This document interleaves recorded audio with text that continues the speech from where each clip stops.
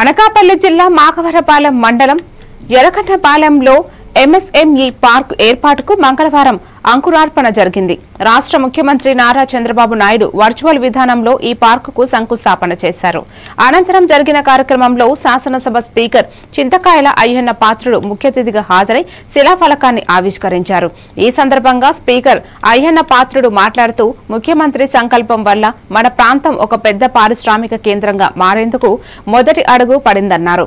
ఈ పరిశ్రమ ఏర్పాటుతో సుమారు 10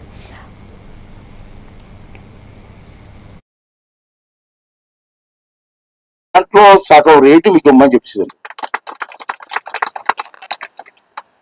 ఇప్పుడు 20 లక్షలు ఉందనుకోండి, డైరెక్ట్ 10 లక్షలు అకౌంట్ వేసుకున్నారు.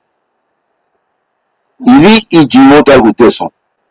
ఇక్కడ ఇందాక చెప్పారు పెద్దయినా ఒక 1500 మందికి ఉద్యోగాలు ఇస్తారని అది అగ్రిమెంట్ రాస్తున్నారు గవర్నమెంట్కి. నేను 1500 మందికి చిన్న కానీ పెద్ద కానీ టెక్నీషియన్స్ కానీ ఇటువంటి అన్ని కలిసి 1500 మందికి ఇస్తాను సార్ అని వాళ్ళు ఒప్పుకున్నారు.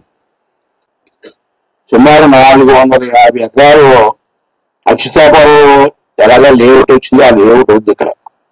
నేను అందరూ కూడా అర్థం చేసుకొని సేకరిస్తే నేను చెప్తున్నాను, ఈ 1500 ఉద్యోగాలు కూడా భూములు పోయిన వాళ్ళకి ఇద్దాం.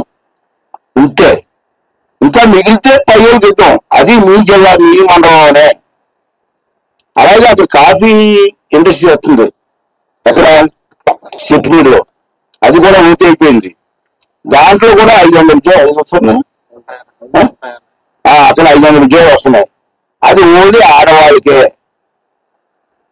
ఆ ఇండస్ట్రీలో మగవాళ్ళు పనిచేయడం కాదు, ఓన్లీ ఆడవాళ్ళకే. విలువైన ప్రాంతం